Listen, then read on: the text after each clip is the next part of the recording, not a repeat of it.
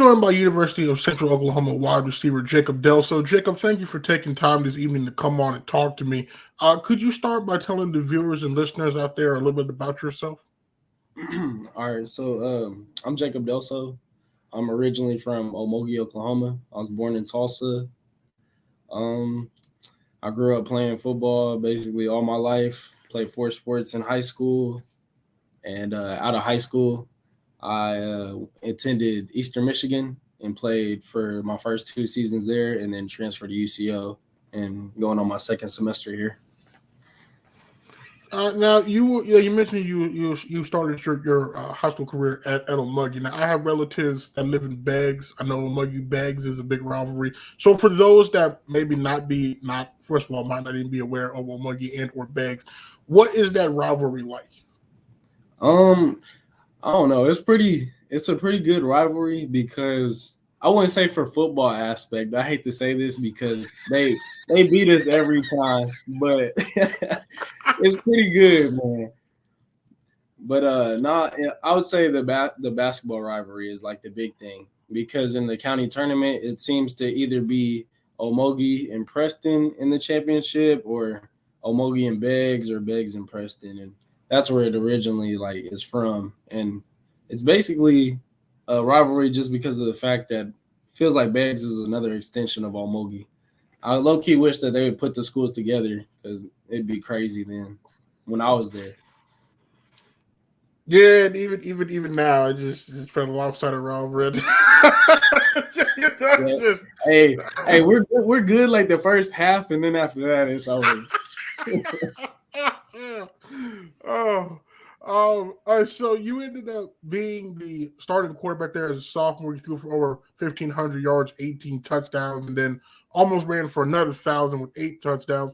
So being the quarterback, obviously that comes with a lot of pressure and responsibility, and especially as just a sophomore. So how were you kind of able to handle that? Well, honestly, even when I was in middle school, I knew I was going to start as a freshman because I started as a freshman, but literally 8 plays into my first varsity game, I ended up breaking my foot and I was out the whole season. And so just me playing football all my life, it really wasn't any pressure, especially the fact that when I was in Little League, I used to play up a grade. And so it just kind of made it normal for me. But I don't know. Football is just a lot of fun, and it really came natural to me. And especially being quarterback, I had the best arm around where we're from. And so my dad was like, "You're going to play quarterback," and that's that. So I had no choice, honestly. Now, what was the toughest part about being a quarterback? I would say the toughest part for me was reading coverages because if you want me to be honest, I really didn't even learn how to read coverages until I got to Shakota my senior year. So before that, I had really good receivers, and he was my best friend. And literally, I'll just take my 3-step drop and throw it up to him. And I was pretty good, pretty accurate at throwing the football. So I don't know, it just wasn't that hard to me at the time. But definitely learning coverages and being able to manipulate it, then that was the hardest part for me. So what we're saying here, so what we're saying is you were essentially out there winging it, and we're putting up almost over 2,500 combined yards and 26 touchdowns, and you was out there winging it? I mean, is that what I'm getting here? I mean, I would just say it's chemistry because we all grew up playing together, and yeah, honestly, if you look at anyone's tape, then it's my boy. Shout out my man Trevion Skinner. That was my boy. I used to just throw it up to him and he'd go get it. So, okay, I was gonna say,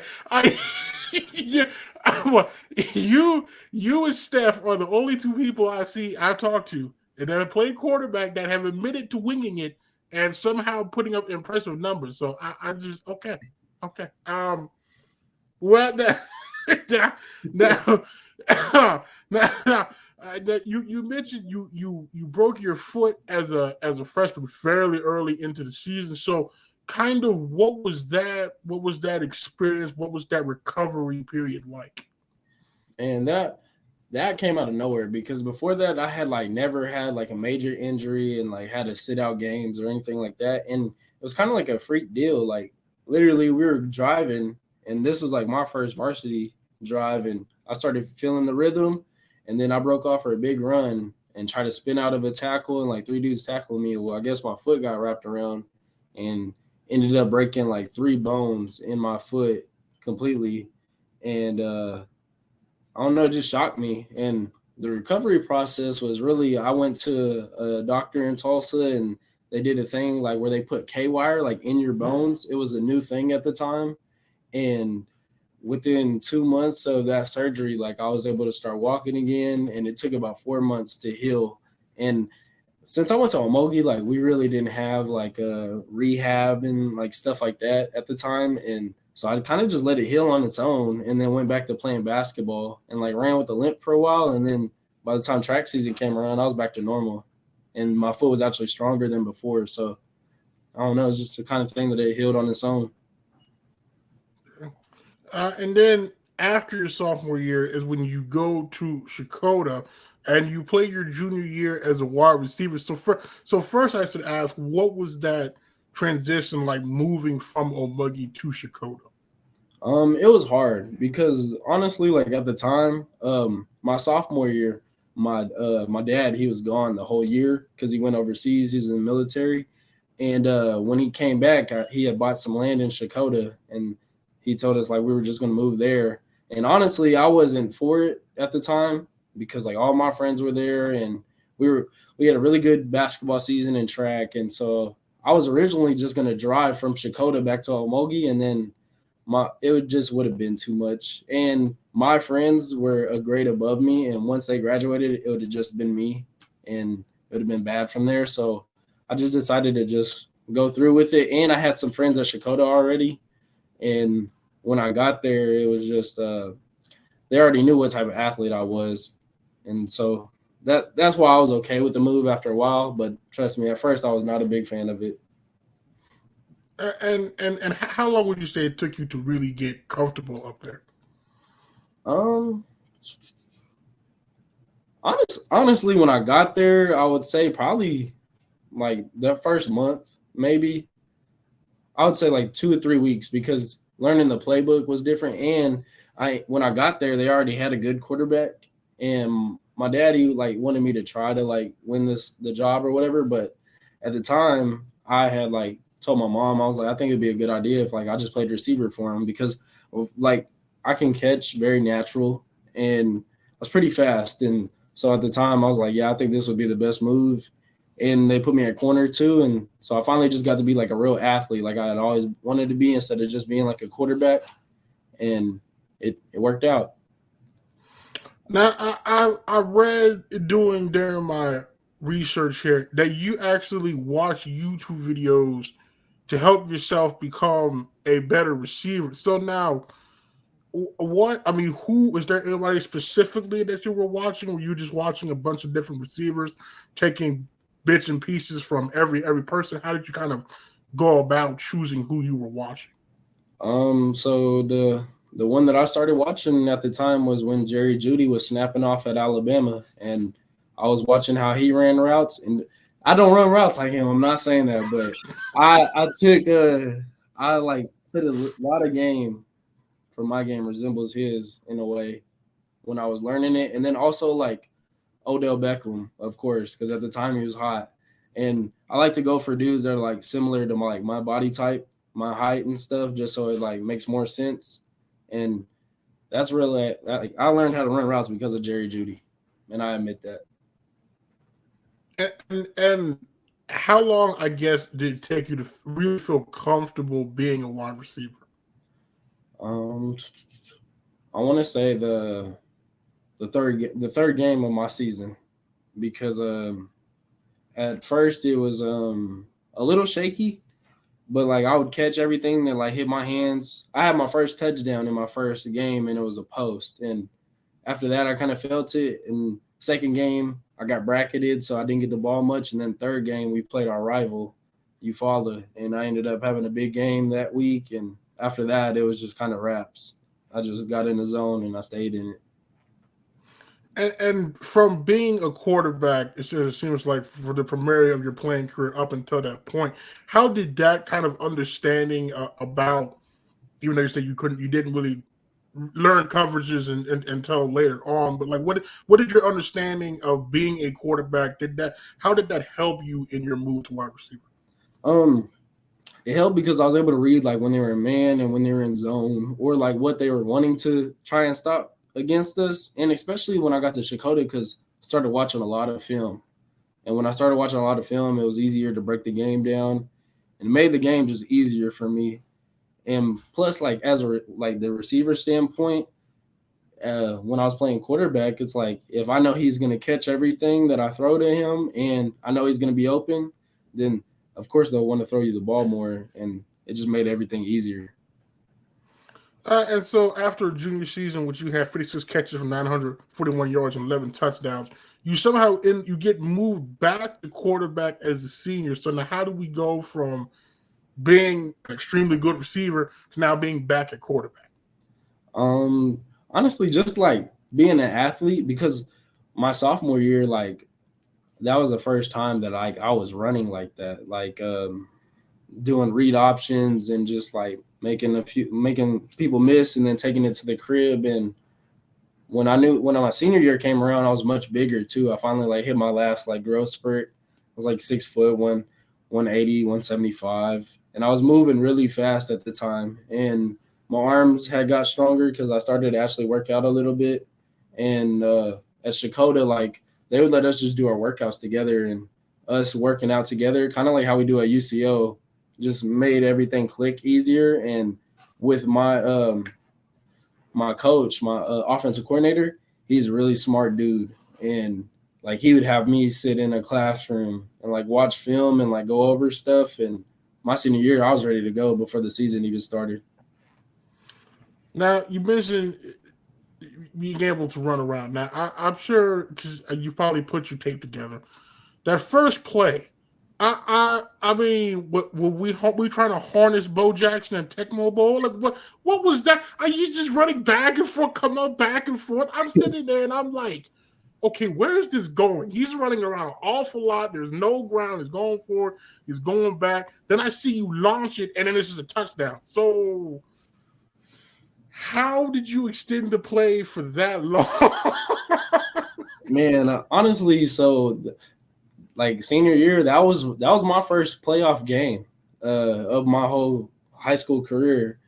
And it was like 3rd and like 15, and I rolled to the right, nobody was open, and I just rolled back to the left, and I seen the big boys, I'm not gonna lie, in 3A could not tackle me. And I about broke dude's ankle on that play.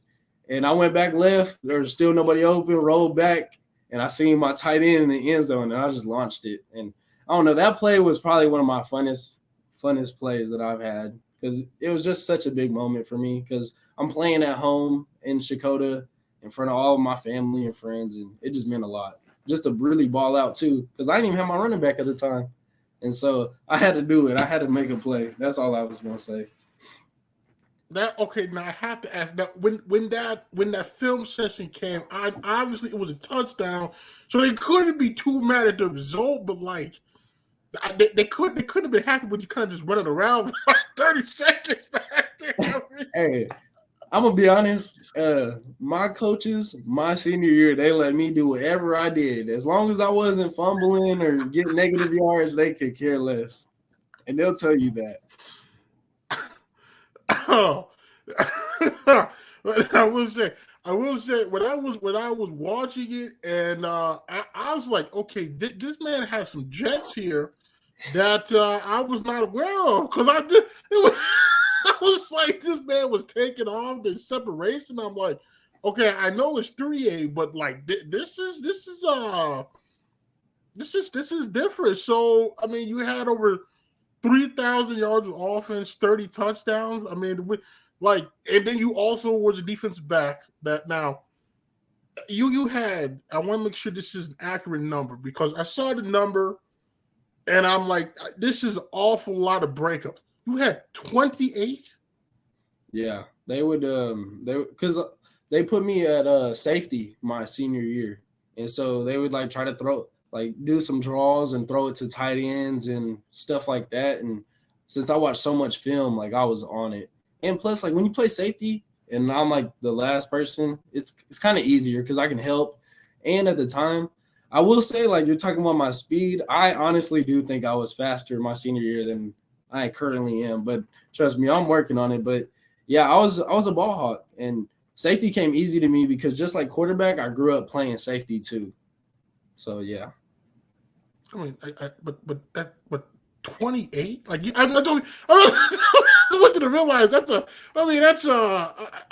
could see that's a career number. That's one season, and then you had 6 picks, 91 tackles, 2 forced fumbles. I don't even know the return yardage. So how were you able to like pace yourself, man? Because like some of those offensive plays, that had to exert a lot of energy. Yeah. Obviously, making 91 tackles would exert a lot of energy. So how were you able to kind of keep up your stamina and keep your energy level up, doing as much as you did? I would say that comes from playing at Omogi because like my sophomore year, I played quarterback, so I took all the quarterback snaps. At the time, I played corner, and in Omogi, we played press the whole game. So like you had. Plus, like, I'm not going to let anyone – I'm so competitive, I'm not just going to let them beat me. And that's really what it came from. And then, like, senior year, I was in the best shape of my life. I probably weighed, like I said, like 175, 180. But at the time, I really wasn't strong, but I could run. And that was the thing. I could run all day. Just growing up, where the small schools, like I played 4 sports. In the summer, I played competitive baseball and played AAU on top of like doing summer workouts, and I don't know, it just kind of made me have that endurance for it, honestly. So when did you rest? like when did you had to recover sometime? hey, I'll just say the weekends were my rest, and my dad would get mad at me because on the weekends I would just play the game all day with my friends, and that was my rest day, was the weekends and stuff like that.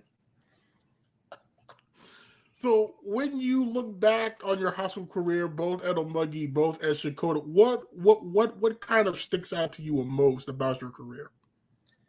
I would say it would probably just have to be my senior football season, just because like the fact that I went back to quarterback and people didn't know what was going to happen, and we ended up going, I think it was like 9-3. We went I think it was like 8-2 in the regular season, and made it to the playoffs and hosted playoffs for the first time in a long time. And it was just special to me because I had a really good year on top of moving schools, because, you know, sometimes that transition isn't easy for people. And I was just glad that everything worked out the way it did. Now, you ended up being a 3-star recruit by 24/7 Sports. You were the 25th on the Oklahoma Super 30. Now, I have to ask this question because obviously you're born in Tulsa, right? You've been in Oklahoma. How does an Oklahoma kid – I know you weren't the only one, but how does an Oklahoma kid end up in, Ypsilanti, Michigan? Like, I mean, that's a vast difference. So, I mean, yeah. What was the recruiting process like, and what was it about Eastern Michigan? I'm assuming it was the great turf. But aside from that, what was it about Eastern Michigan that sold you on? It was definitely the brotherhood, because there was only 2 other dudes from Oklahoma there. But when I went on my visit, that was like my first official visit. And they just really made me feel like family. And I know you get that a lot, like when people talk about why they picked this school, but that was really the big thing because they were all close. And that's what I like, because I know like coaches, like they come and go. But the thing is as long as you have like good teammates that are going to be there, then it makes the journey easier, if that makes sense. And that's why I picked it.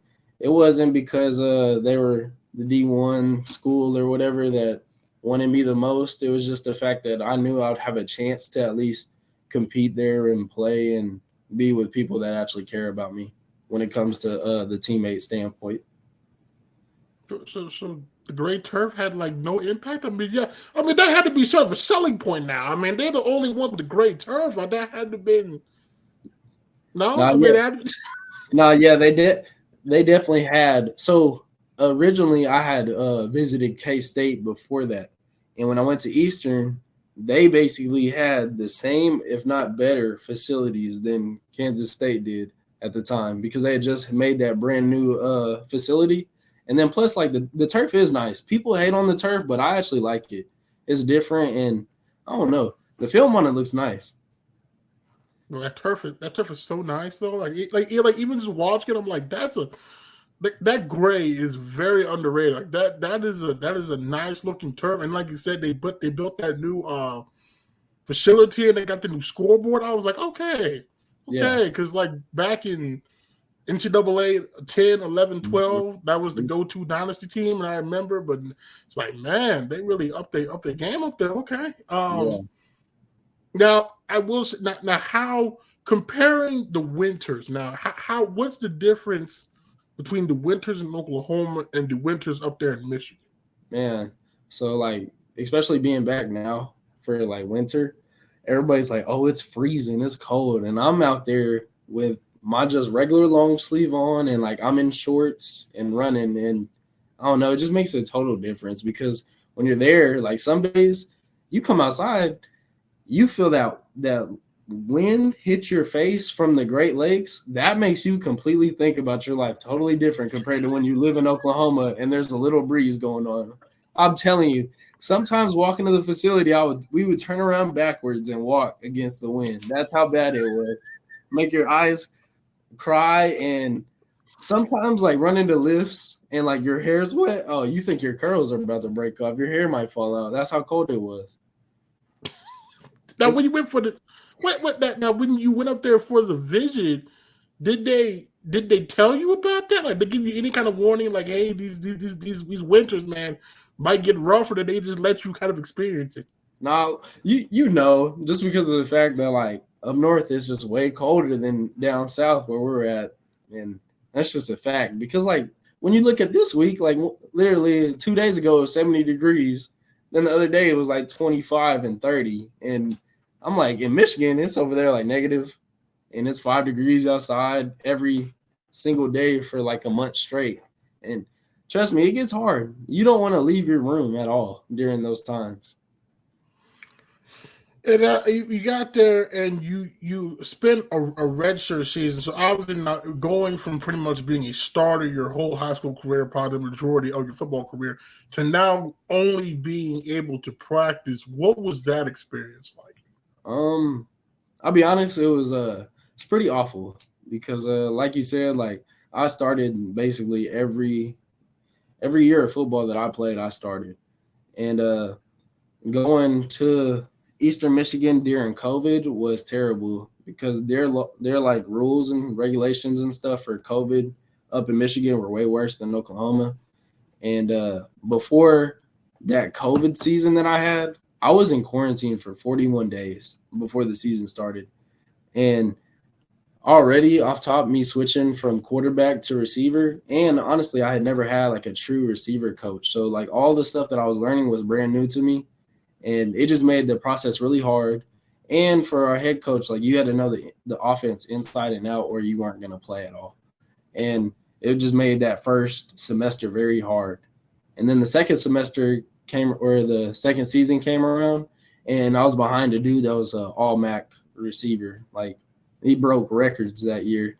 And I'll say that part, just the fact that I was ready to play when I had like my true freshman year, and not being able to play was tough, but I learned a lot from it, and I am grateful for it because, like, as you see, like, when I came here, I was ready to play. And I don't know, you go through a lot, and I'm just glad things happened the way they did, and I'm back home.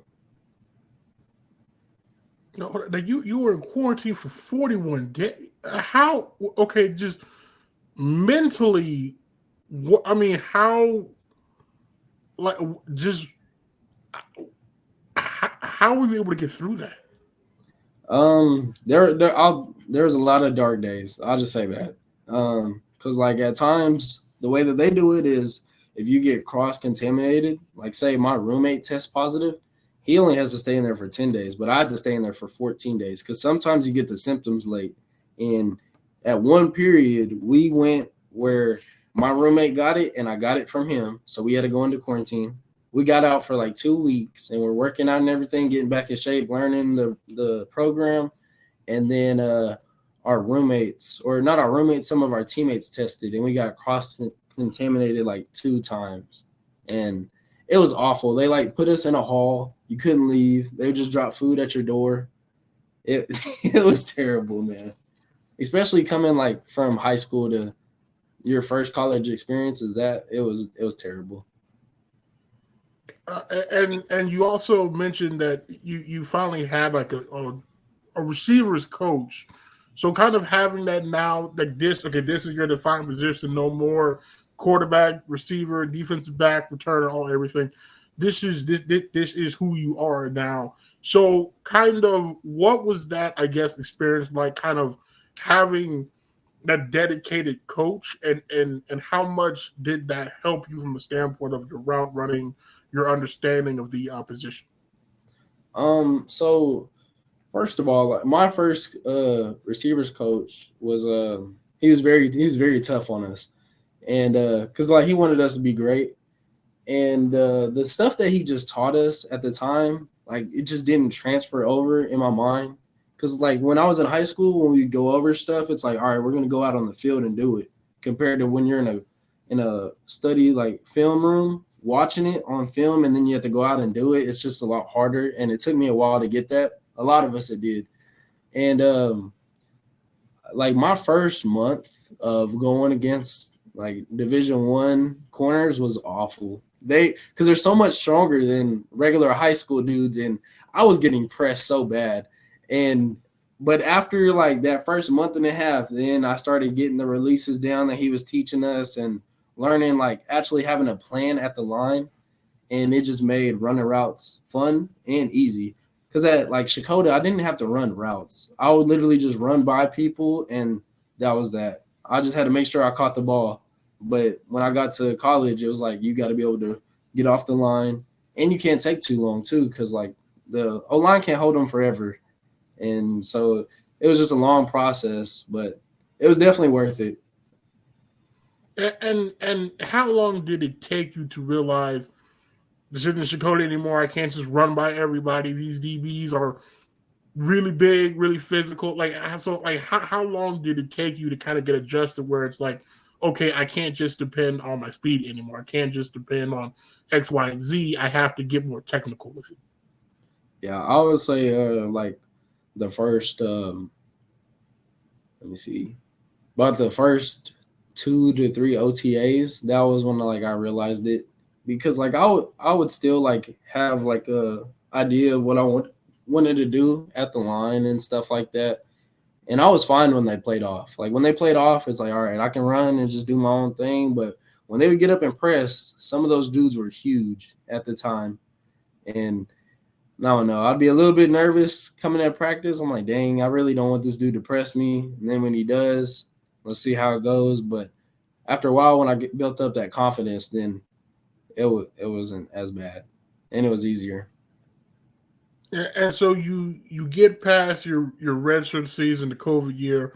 You come as 2021. You appear in six games. Talk to me about what that first game was like. Yeah, you're off redshirt, past COVID. Now the experience is kind of behind you. You're able to step on the field again. What was that first game like? Like I thought I would be like really nervous, but honestly, I think like having that year where I didn't play and stuff like that. I played special teams, but that doesn't count when you're like playing just receiver. I was ready to go, like I said. And in the first game, the starter, he ended up getting hurt, and so I played basically the whole first game. And the team we were playing wasn't very good, so we didn't throw the ball a lot. And like that was when I got my first and only catch at Eastern Michigan. And after that, like I was comfortable. Honestly thought things were gonna go up from there, but I don't know, just God had a different plan for me, I guess. And so when the starter came back, then I was kind of just on the back burner, just chilling. And they had during COVID, you know how like the transfer portal is, they had got some big recruits for receiver too that they wanted to try out instead of the freshmen, and so that they went in that direction. And I was a team player about it. I just played my role, competed every day in practice. I did my thing, like my film shows it. And then I was just on every special teams. I really just wanted to try and make it work as best as I could and show them that regardless of like if I'm playing receiver or not, that I was going to give it my all. And that's just what it was, and that's how I left it at. So after the season, then what led you to then decide to transfer? Obviously, there's a playing time factor, but what was that your main motivation for exploring your transfer options? I'll say the main thing is I didn't like how they went about it because honestly, like I thought if they wanted to save me for longer, that they would have redshirted me instead of letting me go over the limit. And so my receivers coach, which is shout out Coach Fleming, he's a real one. He pulled me aside and like we had a man-to-man conversation, and he told me honestly, he was like, I think you're wasting your talent by just standing on the sideline, and he was like, I'm gonna help you find somewhere to play. And so he helped me do that. And another factor on why like I decided to leave was basically my whole class that I came in with is not there anymore because of the same reasons that I went through.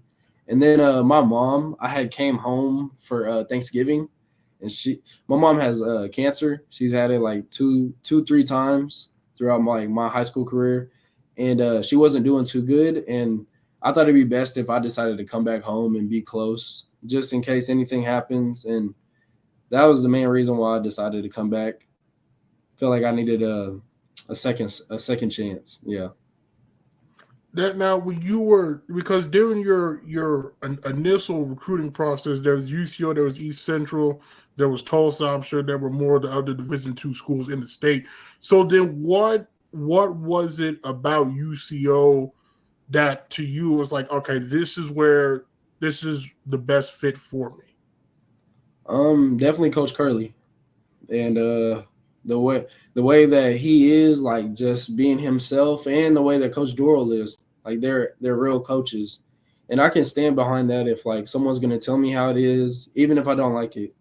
And I just like had a good connection with them, and the team, just the same thing, like the bond that I had with some of those players that I knew, like being from Oklahoma, and just the fact that they showed me that they actually wanted me to be here to like help them like do what we're doing, changing the culture. And honestly, Steph was a big aspect to that because I've never like had players reach out and like trying to help get me here and tell me like what we can do like together as a team. And that was the main reason why I chose UCO, because I was going on other visits and I had like FCS Division I programs trying to get me to come to their school, but they were far. And honestly, I guess I can say I got homesick, and I wanted to be close to like my friends and my family and be able to let them see it, because it's hard like when my mom's not doing good and she doesn't want to like try and make like a 15-hour trip to Eastern Michigan. Like I understand that, especially like with maturity. I know how it is now, and it's been a way better experience with like my friends coming to the game, my family being there, and just being around everybody. It's a good feeling again. And that's something I feel like doesn't get considered at times. Like being comfortable in your surroundings also helps your play on the field. Yep. So I know you mentioned it's been good having them, but like how much of an impact does that do for you? Maybe not necessarily not on the field, but like mentally knowing that you're closer to your loved ones.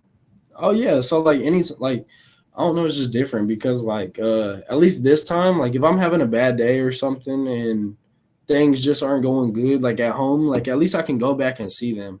Because like I'd be up in Michigan and like say like one of my family members or something like gets sick or passes away, like I can't even go to the funeral. I can't be around my family. I can't see anyone. And that was the worst part about it, was just being away. And now like I can see my mom whenever I want. My dad, my mom, my sister, like they can drive up here. I can see my friends, and like it's like I can just, if I need to chill out and have someone to talk to, like they can come and I can see them. And that's the best part about being here. And you mentioned Coach Curlee was a big reason why you came. What was it about Coach Curlee that kind of sold you on him, and what is it like playing for him? He's a real dude. Like, he tells you how it is. The same thing I said about Coach Doral.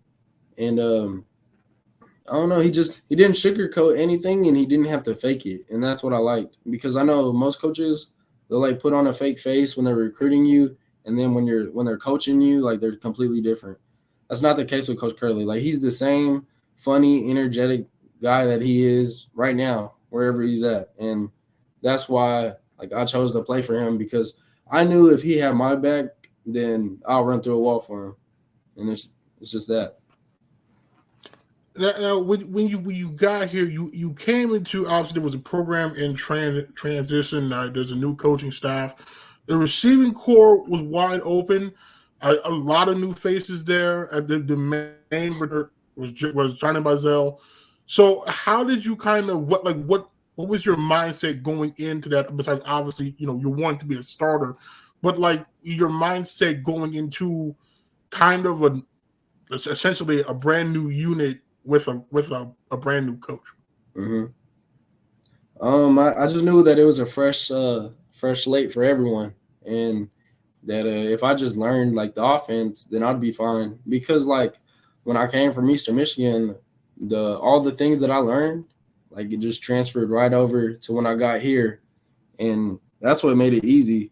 It wasn't even the fact about just being like the new guy, because the way I came in, I was just humble about it. Like, whatever they were gonna say to me and like teach me, that like I was gonna listen to it and see how it goes and just kind of do my own thing, And when you're not like stepping on people's toes and like you're actually getting to know your teammates and like your unit, then like the journey that we had was way easier. And they made me feel like I was home.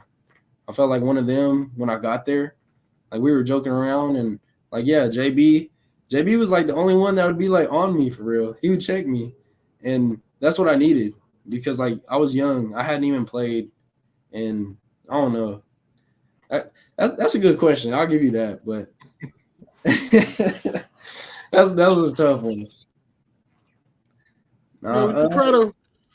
We try to slide those in there. Try to slide those in there. I don't know. Did that answer the question? I don't know. It did. I'll give it to you. So now, offensively, you all started slow.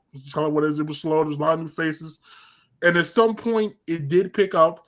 So how are you all able to kind of keep belief, keep hope, keep chugging along, even though that first game and for parts of the second game, it wasn't what you all were hoping for? It was very tough. Like, honestly, as a receiving core, or I'll just say as myself, like I was frustrated. Like, that first game when we got beat like that, I was very upset, because I honestly thought the way that we had a great fall camp, I thought we were going to come out and just start beating teams. But it was a good wake-up call. And I think after that first game, and then the second game got better, and then by the time that we played Northwest, we were rolling. And I don't know, just basically trusting the coaches, because Coach Curlee told us, like, it would come, just keep believing. And I don't know, just really us sticking together is what made that work.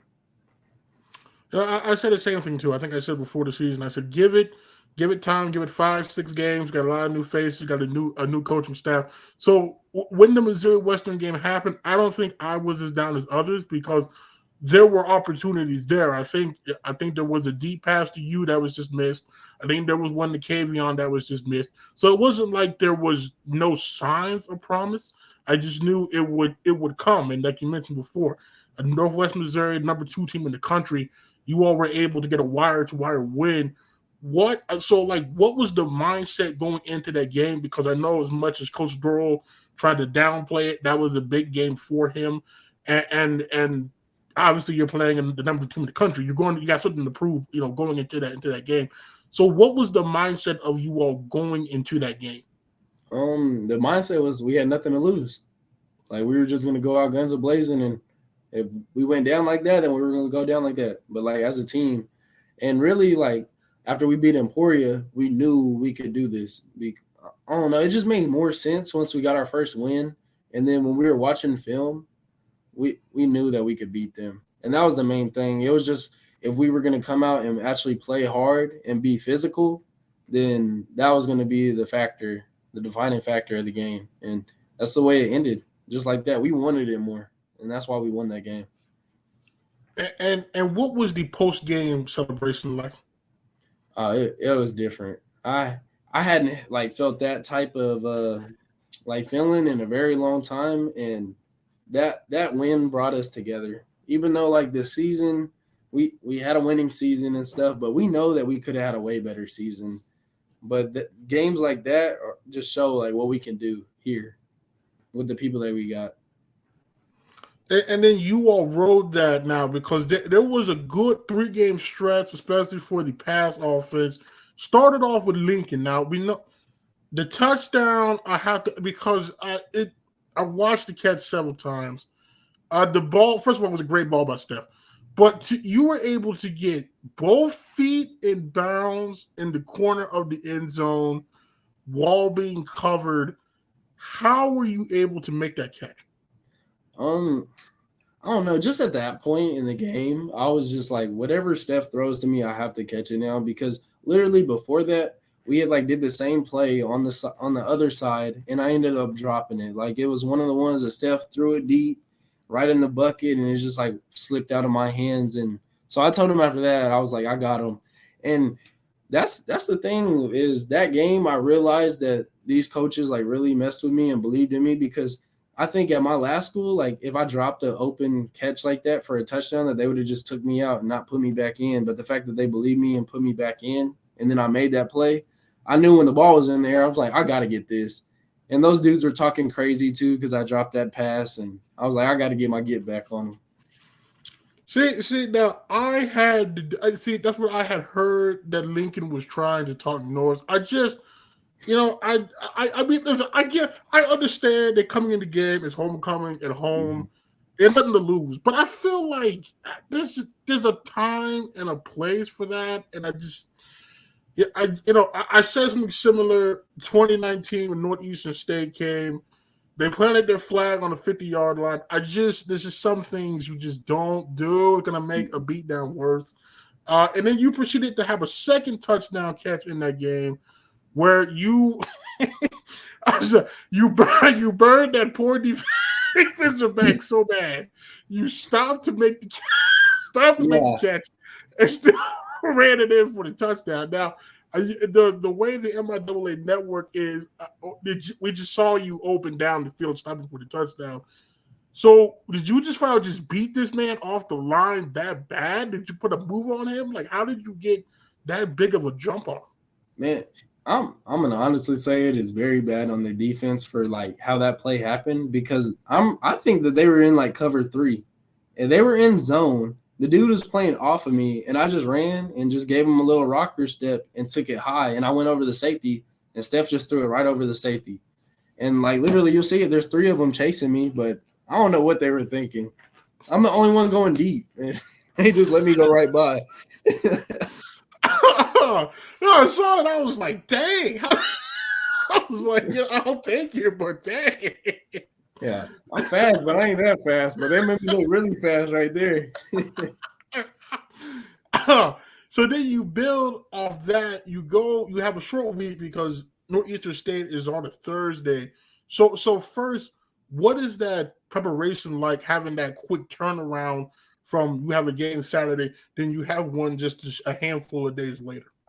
Yeah, I don't know. It wasn't that hard that week just because like it was a big game, like a rival game, and because we're playing for the President's Cup. And like when you get in football season, after you get past fall camp, then most of the time football season is just fun, even though like it's a lot on your body. But we were like healthy and we were in great shape. I'll say that. So the turnaround wasn't too bad. It was weird playing on a Thursday though, but other than that, it was fine. Now I have been waiting since that time to ask a player about that first half, okay? Because I still do not know what that was. Like, I have not seen a level of execution and dominance like I had seen in that first half. It was almost as if that first run they had for 9 yards just flipped a switch, because after that it was downhill very quickly for Northeastern State. The mindset, obviously, it's a rivalry game, you want to win the game, but like something felt different about that game. Like, what was there a different mindset than previous games? Was it just a really good week of practice? Like, what kind of led to that level of dominance? That's usually what it is. Like when we have great weeks like that, is a great week of practice. Honestly, like that was the biggest thing for us, was just being able to put like 3 to 4 practices together and be consistently good, because we know we can do it. It's just we're like our own biggest enemy, if you want me to be honest. That's just how it is, and that's what we're trying to like change about our culture and like get it to like where we're being consistently good all the time. And that week was just we came ready to play. And like when we played at home, besides the Pitt State game, then like I don't know, the energy is just different. It's just, I don't know, just normal, I guess. I don't know what to say about that one, but it's just a lot easier to play at home. And then you had 3 touchdowns in that Northeastern State game, I think 2 or 3. What was working for you in that game? Well, let me see. I had 2 touchdowns off of 3 catches, and they were playing zone a lot. They didn't want to play us a man. That's honestly how this league was a lot of the season, was they didn't want to play us a man. And frankly, like that kind of makes me mad, because I don't like want to go against people one-on-one just so I can get those big play opportunities. But in zone, like I'll go to the slot, and then it's just easy. Because when I was at Eastern, I played slot, and even though I play outside here and inside, it's easy when I go to the slot. And we already knew where their weak points were, and we just attacked them. And that's why we did so good that game. Now, I mean, you can you blame them for not wanting to play man though? Like, I mean, come on, like you guys got to look at it from their perspective here, right? Like that wouldn't be good. I mean, there's Madison, there was Terrell. I mean, he still had Dante out there. There was Oscar. Like that was not going to end well. I mean, I feel like teams didn't have much of a choice. I mean, you know. Yeah, no, I don't blame it. I don't blame them at all. There's a reason why I didn't go to college to play DB, because I couldn't imagine trying to guard people like they have to do. And then now I know I asked you, I think about this following the Fort Hays game, but the Waddle dance. Now you can't. So that was now. You're telling me that was not practice, that wasn't rehearsed. It was just on the spot. You just decided to hit him with the Waddle dance.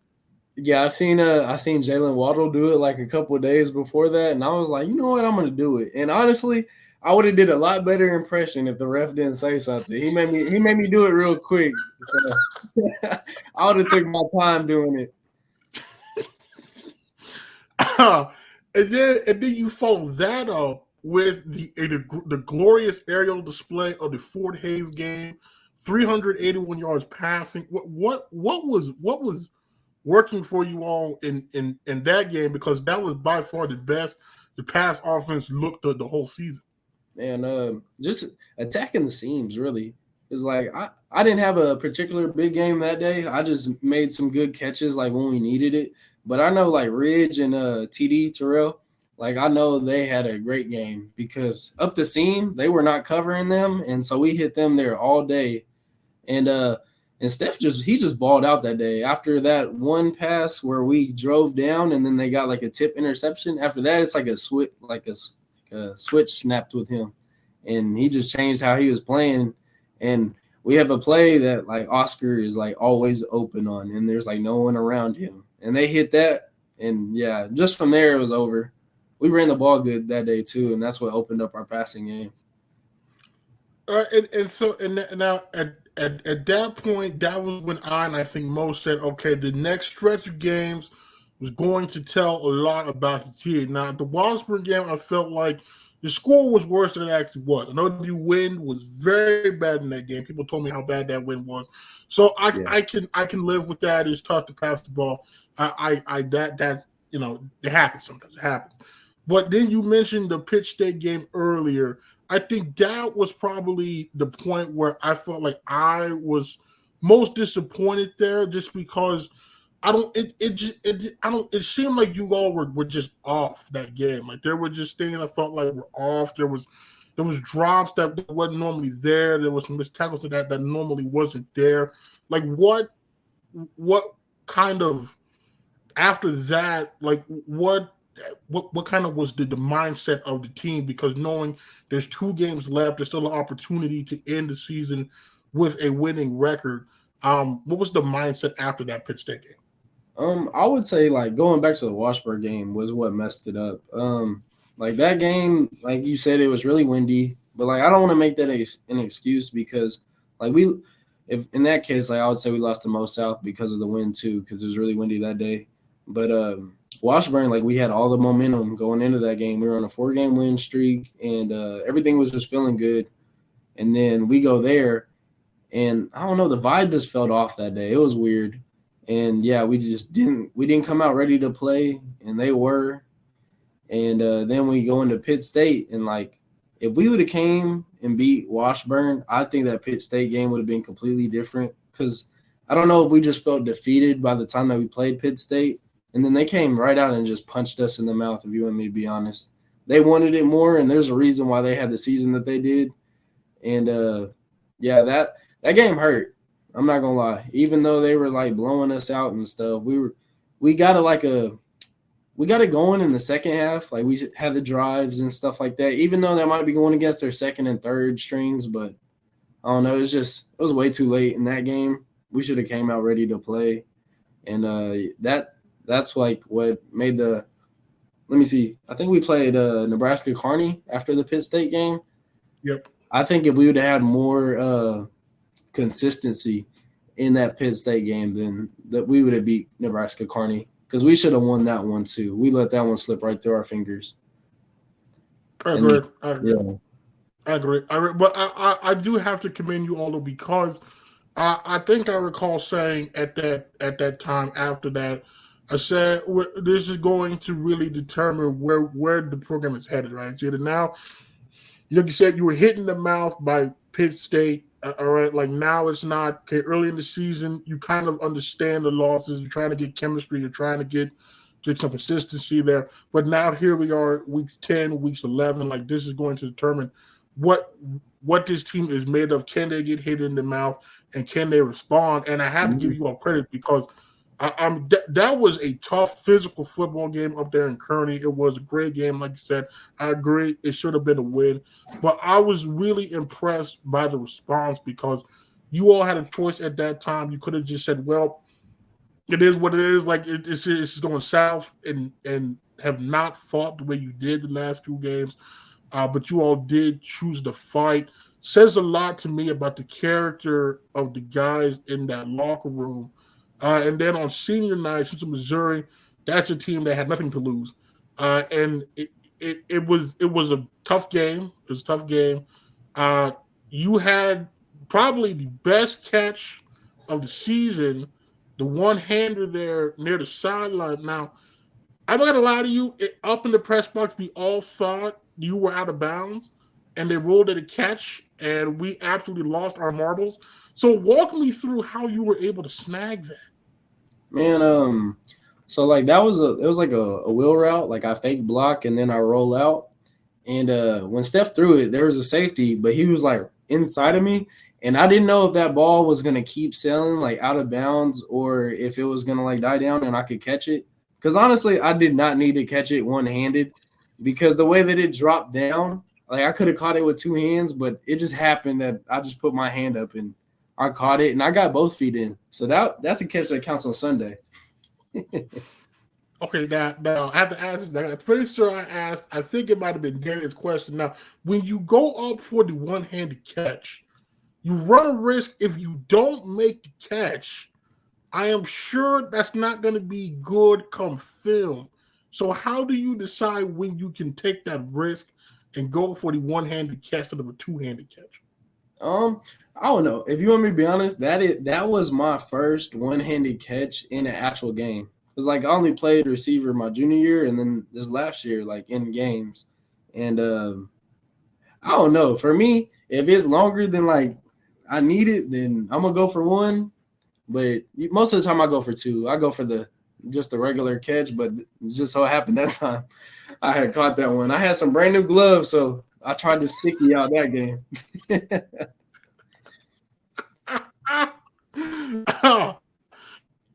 So you on the seat with winning record the first time since 2018. I just seeing where you all started in week one to that time. I think a lot of people would have been surprised that you all finished with a winning record.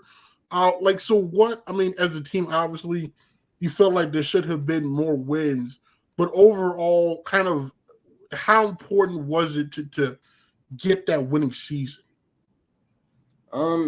It was pretty big for our program. They it's a great building step, especially going from like having a losing season before that to a winning season.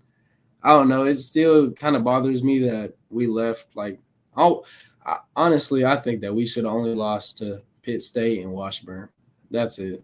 We shouldn't have lost to any of those Missouri teams, and I'm gonna just leave it at that. That's just how I feel about the season. But it was great for our program to end in a winning season and on a win after losing to a tough like that tough loss in Nebraska Kearney, because that one hurt. I think that's honestly what brought us together as a team and like realized that like we need to finish this out strong, especially for our seniors too. Because like even the Central Mo game, like I didn't start out good. Like the first drive, like I ended up fumbling on a screen. I thought I was gonna take it to the house, and a dude came out of nowhere and punched the ball out. And the fact that my teammates are still right there cheering me on and telling me like, keep your head up, you'll go get the next one. And like I had a great game. I ended up having a great game, and we won. Even though it was a tough win, it was just the right thing that we needed at the time. And that's just literally springed us forward, even going in our winter workouts. Our winter workouts, you'll see the difference when the season comes. It's night and day. And then just looking from an individual standpoint, right? You were the leading receiver, 29 catches, 445 yards, and four touchdowns. Did you have the type of season from an individual standpoint that you had kind of hoped to have coming into the season? No, not at all. I did not imagine that my first game as a starter to have one catch for I think 3 yards. I'll be honest, for the first half of the season, I was very upset with myself and just how things were going with the offense, because like Coach Doyle, he loves to run the football. And so like I had to learn to like just block and like when my play is called to go get it. And that's what I did. Curlee told me at like the end of the season I had like a 98 completion rating. Like anytime that the ball was in my area where I could catch it, like I would make a play. And I was proud of that. But honestly, now like being in college, going through the times that I did where I didn't play at all, like I'm not a stat chaser by any means, but I would have loved to have like a 900,000 yard season and have a whole bunch of more touchdowns. But the fact that I know our team is going to be better next year, that like I'm just excited about it, and our unit as a whole is way better. Like we have more depth, so now we're going to be able to do more, and that's the big thing. Just because last season, when it comes to our receiver unit, we were not happy with how it went, but we know we're going to build on it. And like you said, like they had like a quarterback battle the first couple of games, and so our chemistry was off. But like when we got it going, then we're going, and we're just building off of that right now. Yeah, you mentioned the influx of talent there. I mean, Coach Curlee, great haul on early signing day. There was a great haul on signing day. You have a healthy Madison, who I think really when he was healthy showed what he could do. I truly think that this could be, from a talent standpoint, the best receiving core that's been here in quite some time. You mentioned the depth. I think there's a lot of guys who do a lot of different things. So kind of knowing now that the bar is going to be raised going into this upcoming season, how how are you personally attacking the offseason to help prepare yourself for a better season next year? Um, I'm just doing I'm sticking to what I know, and going to that's going to workouts every day with the mindset that I'm going to work. And not even if I'm winning every rep in the workouts and lifting the most weight, I just know I'm going to give it my all every day just so I can be 1% better every day. Even though that sounds corny, that's just how I attack it. Just because, regardless if I'm out there or not, I'm going to work. It was the same thing when I was at Eastern Michigan not playing. I was still going as hard as I could. And I'll say the one person that's pushing me the most is TD, Terrell Davis. I promise, he's going to have a breakout season. That dude has been working. And with him and Ridge, we all work together in our whole unit. And that's what I like. We're already close, even though we don't know each other as much. But our winter grades are great, right? Or not great, but they're good as a whole, being consistently good every day. And that's what we're trying to work towards. I'm ready for this season to take off. And me and TD, we both gained weight. And I'm as big as I've ever been, and I'm working on my speed just so I can be ready to break away from them long runs and not get caught like I did against Northwest. I mean, still hey, I'm still salty about that, man. Oh man. I guess my final football related question for you would be, now that is weird to say this, but you, Madison, TD, you all are kind of the elder statesman of that receiver unit because Johnny's gone. He really was the only elder statesman coming in last season. So from a leadership standpoint now, how I guess do you go about kind of doing what Johnny did? You said Johnny was the only person to kind of check you. How do you go about kind of doing the same thing this upcoming season? So we have a leadership council and stuff like that, and they're on us all the time, just trying to be leaders. And even with Curlee, me and him, we do a leadership meeting where he asks me what I think about this and that, and just see where's my head at and how close of a leader I am. And honestly, leadership thing kind of comes natural to me because of the fact that I played quarterback. And my senior year, that was a big thing. I was the one that everybody looked up to, and I know how to handle that pressure and how to just keep our unit together and not break us apart or down anyone. And I don't know, just make us just be the person that they can look up to, for advice, or if they need anything, I'm there. And I think that's really it when it comes to just being able to become a leader that we need. And it's not even just about me or Ridge or TD being the only leaders. We want all of our unit to have a say in what we do, and that way we're all on the same page, and that's just going to make us better as a whole. Well, before I get you out of here, we do this with all the new guests, kind of some quick get to know you type questions. So your favorite sports team can be any sport. They're gonna hate me on this one. I'm not gonna lie. So my favorite college is the Texas Longhorns.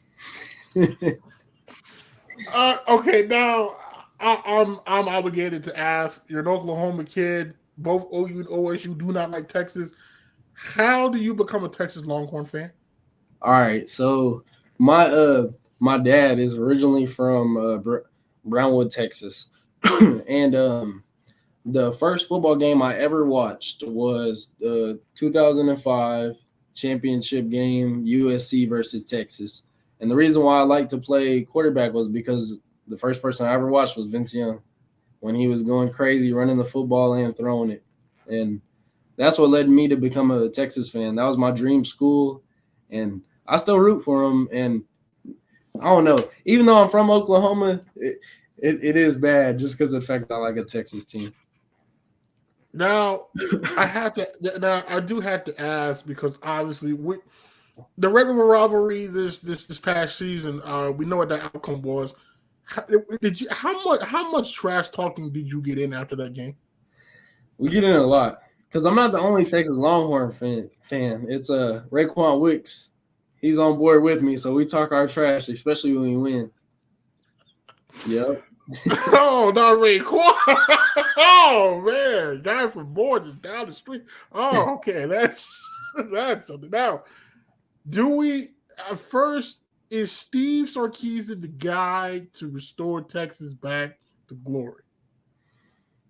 I don't know, man. It's just like every year it seems like they come in and they have a great team, and then just something happens. Like they'll start out hot and then they won't finish hot, or they start out cold and finish hot. It's weird. Like the same thing like when Caleb Williams had his breakout game against Texas. Like Texas was dogging them at first, and then something just switched after they benched Spencer.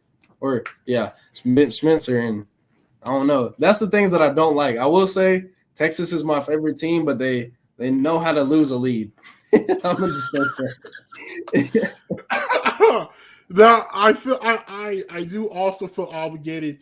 I think it wasn't last. It was the season before the overtime loss to Kansas. Now I feel like while the majority of the state, including myself, was doubled over in pain laughing, just like what? I mean, at that point. Because you just expect there's certain teams in Texas, you just assume it could be the worst Texas team in 50 years. But they're gonna beat Kansas. So when you lose to Kansas at home, what was the reaction after that? I mean, did you think the sky was falling? Like, did you think there would be a way to come back from that? I mean, what was the mindset? Man, I'll be honest. I did not watch that game, and then I remember my dad telling me they're like, "Oh, they might lose this game." And then I watched it. I was so mad, but I don't know. That's just how it is with football. It's the same thing in the MIAA. Like with our conference, is literally anybody can beat you at any given moment. You never know. But yeah, I would say that one was a blindside. I did not see that one coming. And now, do we think Quinn Ewers is the guy? Oh yeah, that's the guy. Like let's be for real. If he doesn't get hurt against Alabama, we upset Alabama, and that's facts. Hey, you check them first half stats. Yeah, he was going crazy. Yeah, but I mean, okay, but now you got Arch Manning in there. I feel like there's gonna be some pressure. The man throws one interception. They're gonna be calling for Arch Manning. So you have no doubt that Quinn Ewers is the guy that should be the starting quarterback for Texas. Yeah, I do. I'm not my dad thinks that Arch Manning is gonna be the guy like that comes in and does it all for Texas, but I don't. I don't know. I don't know. I'm a big believer in Quinn just because of like what he's done, and yeah, that he's cold. Okay.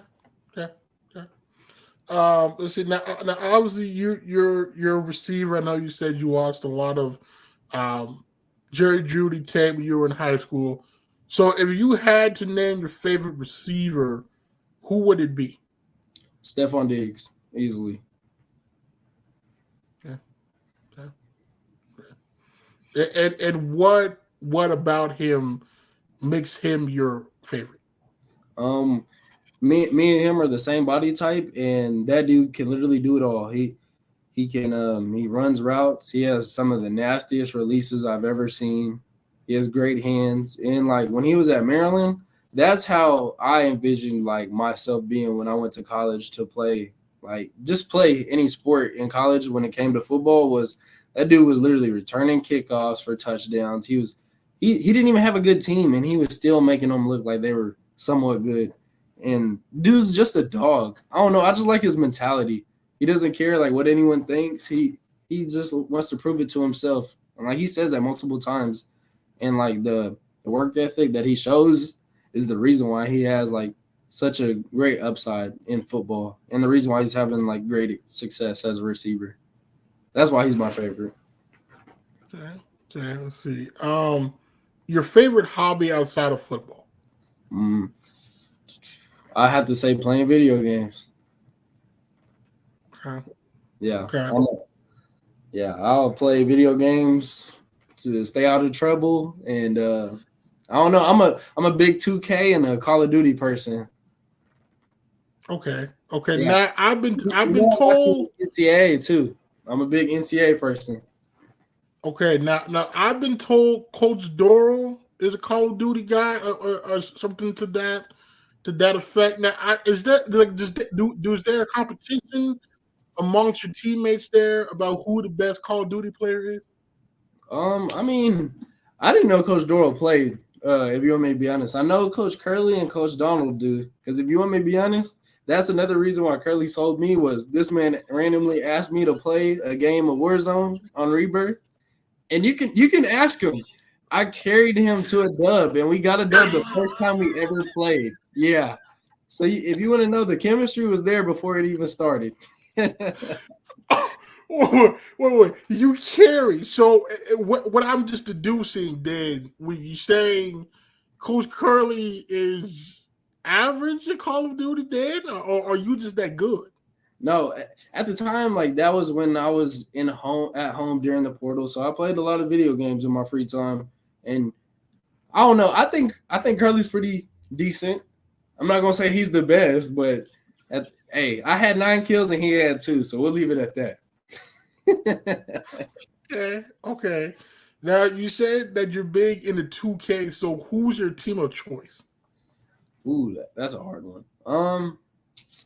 See, I don't know. Since all the trades happen, I really don't play now anymore. I'm more of like my career player. I like to be online with my dude, and I usually always go for like a tall center that can like dribble and shoot and play defense and dunk. And I don't know. When I make a point guard, I make him 6'7", because I know I'll never be that tall. But hey, you can wish, right?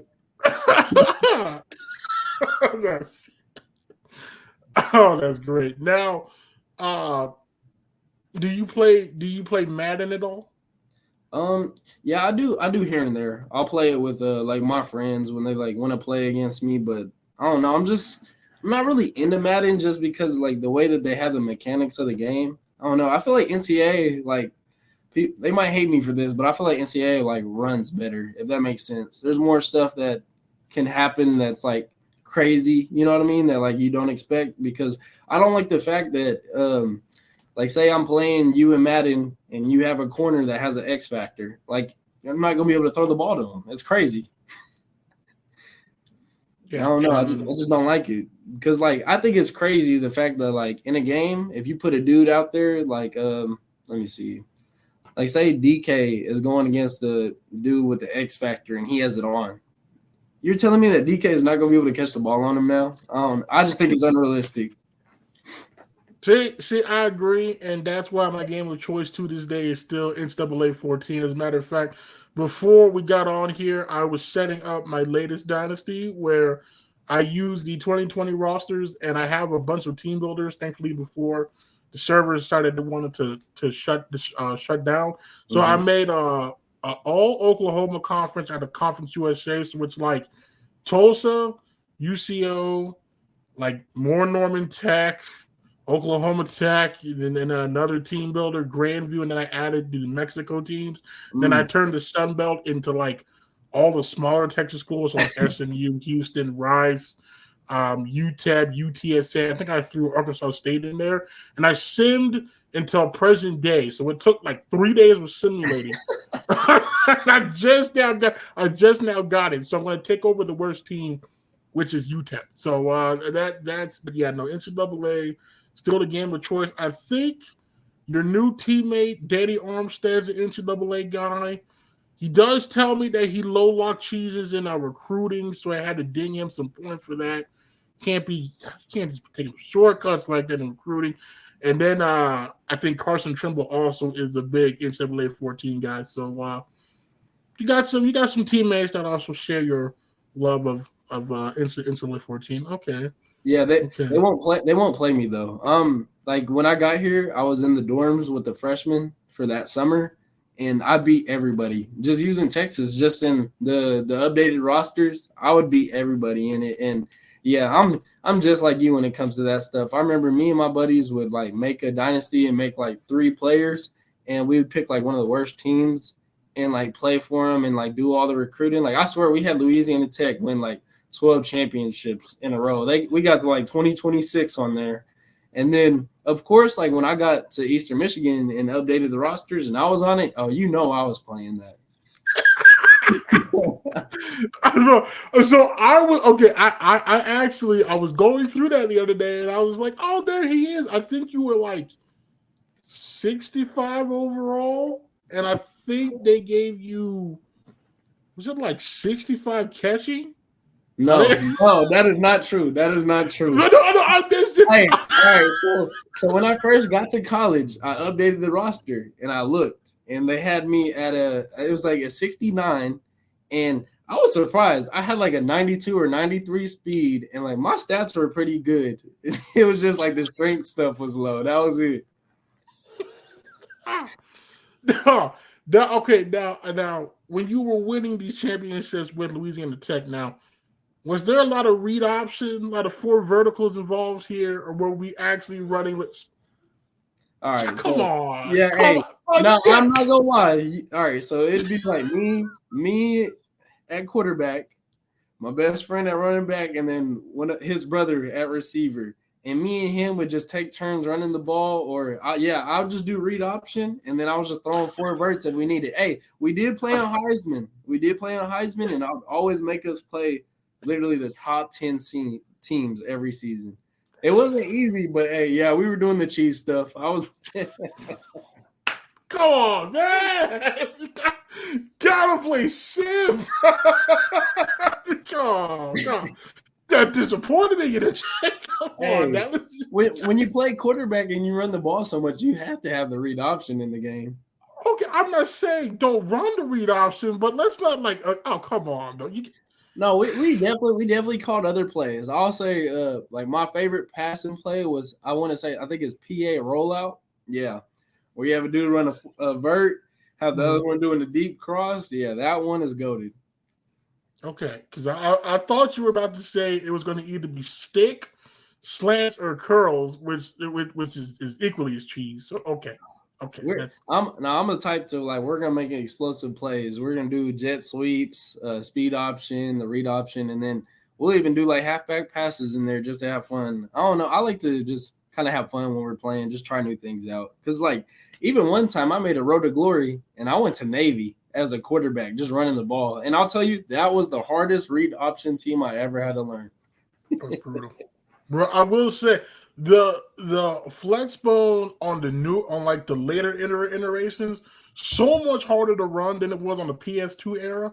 Like because you have like no time to make the read. Like you hike the ball, they're like right there. It's like, oh, you got to give me time to read the tackle. That was bad, bro. Yeah, no, I definitely enjoy like challenges like that, stuff like that. I don't know, it's fun. Okay, good. All right, good. So that's good. Okay, good. None of this is more NCAA lovers on it. Okay, good. Now, I do have to ask: are we PlayStation, Xbox, or PC? Let me see, where is it at? You know, we got to go with the PlayStation, man. I'm rocking with PlayStation till I die. Now, I think that means still counting. The only Xbox guys on the team is Coach Curlee, Coach Dorrell, Bo Phelps, and I think Carson Trimble said he's an Xbox. No, it's either Carson Trimble or the one from Owasso. His name escapes me. So there might be Carson. 4. Yes, so there might be 4 Xbox guys on the roster. So I just hey, I'll just say the Xbox players don't want to smoke with me in any head-to-head game. I'll just say that. Let's see. Your favorite TV show? I had to say Fresh Prince of Bel-Air. That's my favorite TV show. Okay. Solid choice. Yeah. Let's see. Your favorite musical artist? That's a tough one. I like seeing you ask the other people that, and I don't know. I would have to say my favorite. I'm gonna just go with Lil Baby because he's hot and he's been hot for a while on it. But Okay. I don't know. I'd say like my second one is probably Polo G. I like how he raps. Okay. Now, do you have a favorite song? A favorite song? No, I don't think so. I'm kind of like a mix because I don't know. Like I just need like different vibes. If I want to turn up, I'm gonna definitely listen to some NBA YoungBoy and Lil Baby. And then if I just like want to chill out and like kind of just be in my own little world, I'm listening like Polo G and Lil Durk. Those are my go-to. Okay. Yeah, Okay. I like Gunna too. Even though he's snitching, I don't know. I can enough of him anymore. Now, okay. Now, I feel I also have to ask this question. Now, the aux cord in the locker room in the weight room, I'm told is not for the weak. I've been told if it's not vibing, they will take your phone off the cord. Now, I've also been told that this last one check that Steph was the best on the aux. Would that be an accurate statement? Yeah, definitely. When I first got here during the summer, Steph was the one on the aux, and yeah, he was the best one on the aux. Yeah, definitely. Okay.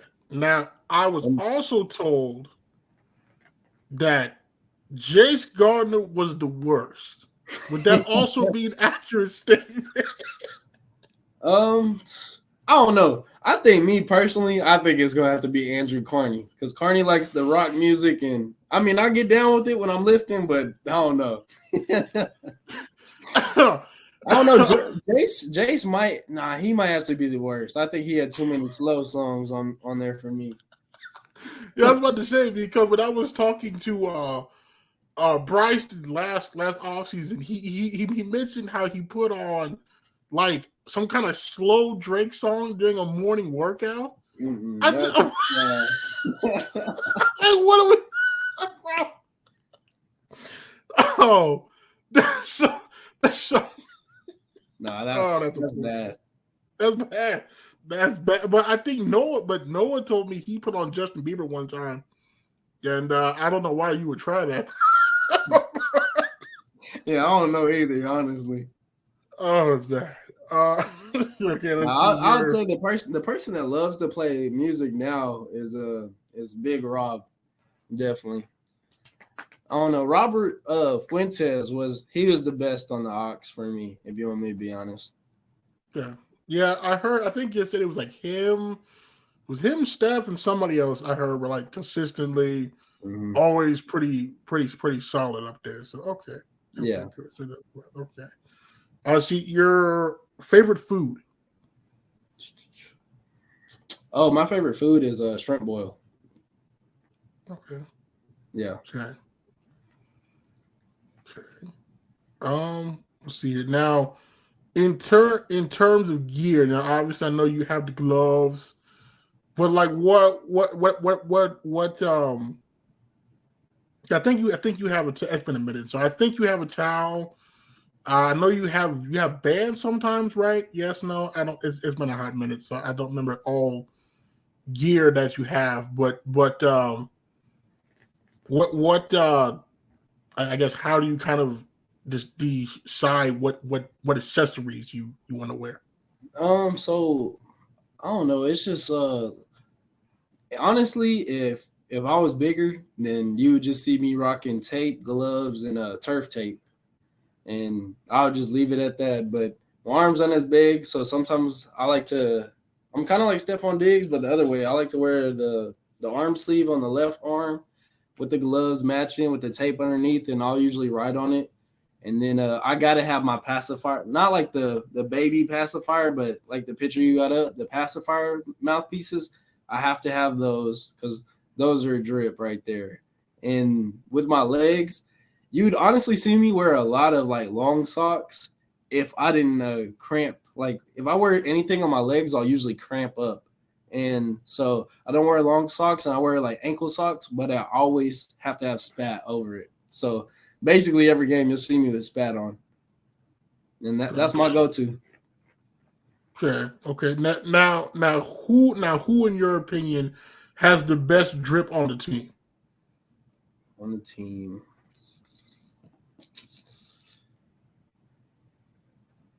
I'm gonna have to say myself. I got to. Yeah, I'll say myself, and then let's see, maybe Kobe second or TD. I don't know. It's a pretty close race. Okay. Now, so Mosley isn't up there because now I know when I talked to him, he prides himself on being one of the swaggiest. Nah, yeah, him and Kevion, they think they have the most swag on the whole team when it comes to that stuff. You should see the locker room before the games, the day before. They will have whatever they're wearing out there, laid out the day before. Yeah. Now it's funny that you mentioned Kobe because as a freshman, Kobe literally had no gear. He had towel. That was so when you said that, I was like, "Oh, look at Kobe now." Mm-hmm. Yeah, no, I don't know. Kobe, I've known Kobe for a long time, but yeah, his drip has definitely increased. I'll say that. Good, because I saw I was a freshman, and I'm like, is that some kind of weird freshman thing where you just don't get the gear? But okay, good. Yeah, I saw that last year. I was like, all right, good. He's looking more better out there. He's a dog. He doesn't need any gear. And I don't know. Honestly, like I think my go-to, if I could, would be the long sleeve. That used to be my go-to. Long sleeve with the long socks when I was in high school. That was my go-to. Yeah. But you can't wear the long sleeves when you play receiver because they think you'll fumble. So. Oh, really? Yeah, they think that it'll like slip off your arm. I guess that makes sense. Yeah, it was bad. Is he okay? You have any pregame rituals or routines that you normally do? I would say just listen to my music, and I think that's really it. Just listen to my music, sitting there just thinking about like what I need to get done, and then I always pray before I go out there, and I'll write on my arms. I'll write like the people that I've lost, and so little ender was before the reason why I left Omogi too was my head coach at the time, he had got cancer during our season and ended up passing away in basketball season. And he was the one that told me I could do something with football. And that was why I went to Shakota and just gave football my all. Before that, I had a hoop dream, just like everybody else. But yeah, I always write his name on there and my grandma. And then I pray and write some of my homies on there. I guess my final question would be what can UCO fans expect to see out of Jacob Delso in the 2023 season? I'm gonna say more touchdowns, hopefully, and more breakaway runs and explosive plays. That's what I'll say. Yeah. Well, Jacob, I appreciate you taking time to come on and talk to me this Saturday evening. I'm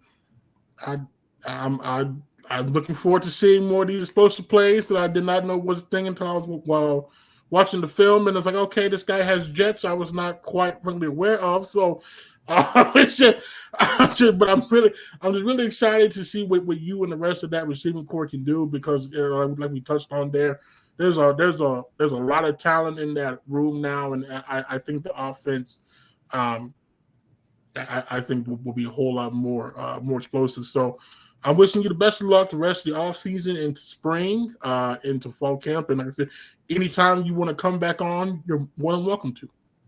All right. Thank you, man. I appreciate you. No problem. Thank you, Jacob.